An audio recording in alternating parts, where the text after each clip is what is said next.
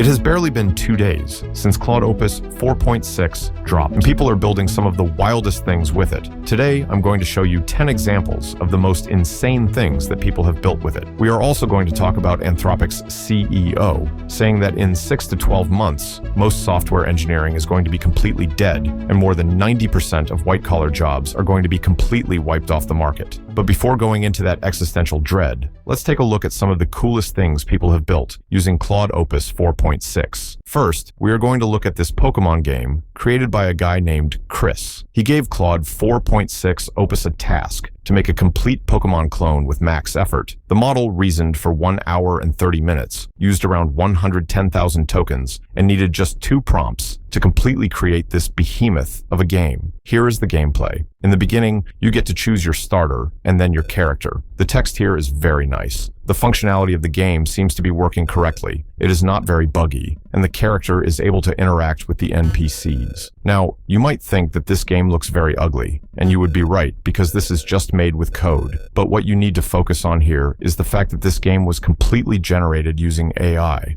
The functionality is very fluid, and the mechanics work correctly. It would be really easy to make the game look beautiful by adding sprites. If you don't know what a sprite is, it is basically a sequential generation of AI images. If you play them together, they make a nice animation. We can easily add those to the game by generating sprites with any AI image model like NanoBanana Pro or ChatGPT's image models.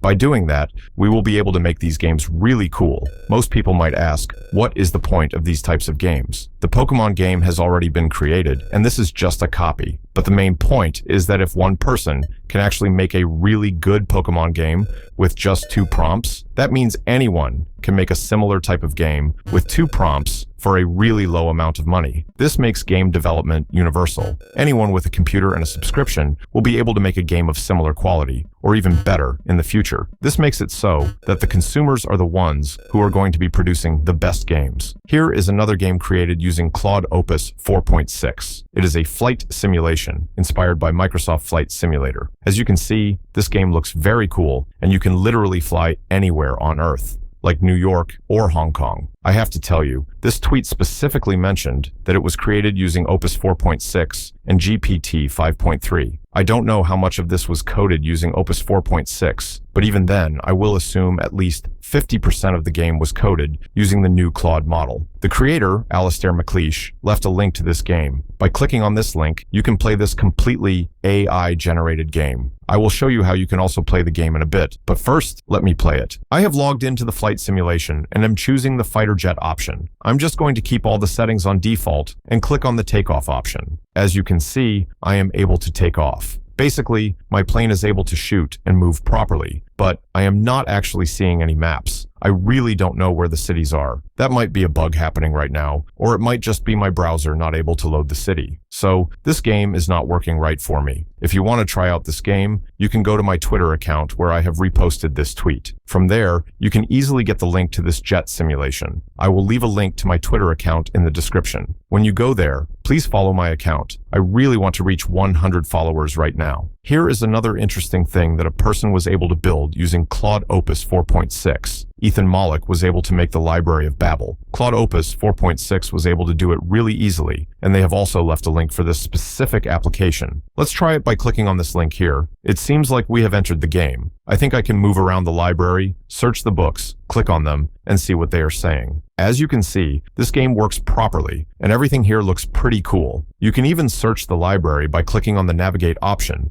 to find a specific book and study it. This was also a really good game generation by Claude Opus 4.6. Another interesting use case of Claude Code is that you can also use it to create really stunning videos autonomously. You don't have to edit, talk, or write the script. It one day might also take my job. As you can see here, the Claude Code model is able to use Replicate, FFmpeg, ImageMagick, and 11 Labs API keys and orchestrate them in such a way that it is able to generate a video like this.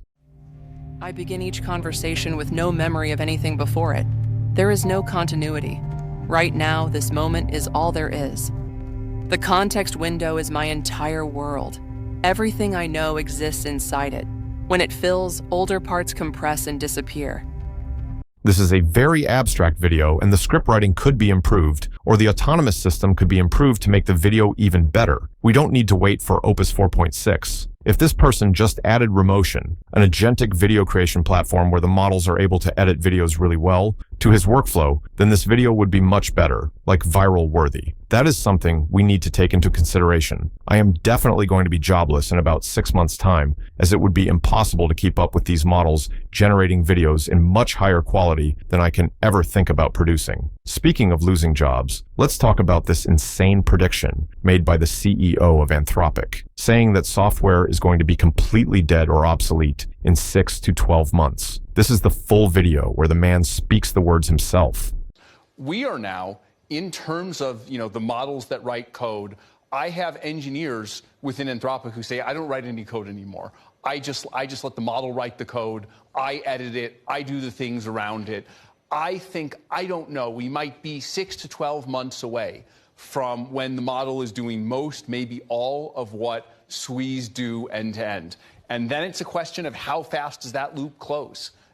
From here, it is pretty clear that software engineering is going to be gone, but also 90% of white-collar jobs. Anything to do with a computer can be automated really easily. Motion design, video editing, script writing, anything that can be done with a computer will be able to be done using an AI agent. This will cause most of the jobs, around 80 to 90% of white-collar jobs, to be wiped out in 1 to 2 years. Also, in another interview with Anthropic's CEO, he basically mentioned that 50% of entry-level white-collar jobs could be disrupted in the next 1 to 5 years. But that is just stupid. The number is much closer to 1 to 2 years max. And that is not going to be 50%. Most white-collar jobs can be automated. This 50% number is a very conservative estimation to give people a bit more hope. But in actuality, it is pretty grim for white-collar workers, including me. Most people will say that this is just marketing fluff to get attention to Claude, but this is not true. I will show you a chart, which will disprove any confusion about it pretty clearly. This is a chart showing the demand for software development jobs in the United States. As you can see, this graph is getting really low. Most people, when you show them this graph,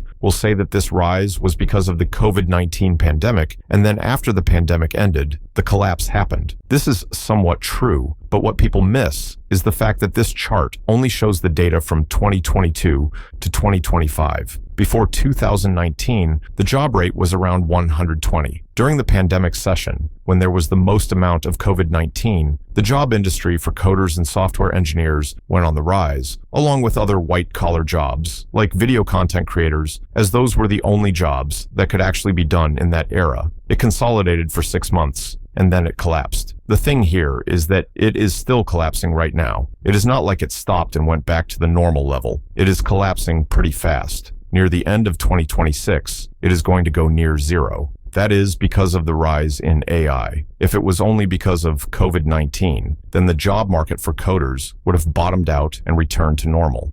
But with the invention of agentic AI systems, it has collapsed really low. That is because one professional coder can now do the job of 100 people really easily. If you are a good coder, you can create a complete app in 2 days with back-end security using AI agents, so people just don't need to hire anyone. This does not only affect coders, it also affects many investment firms, research firms, content creators, and every white-collar job in the world. As you can see, AI models can now code, do assistant work like OpenClaw, and create videos like I have shown you. They are able to do most of the things that can be done using a computer. The future is a pretty uncertain thing right now. I really can't predict what is going to happen because, to tell you the truth, I just don't know. If you have any prediction for what exactly is going to happen in the next 6 to 12 months, then tell me in the comments.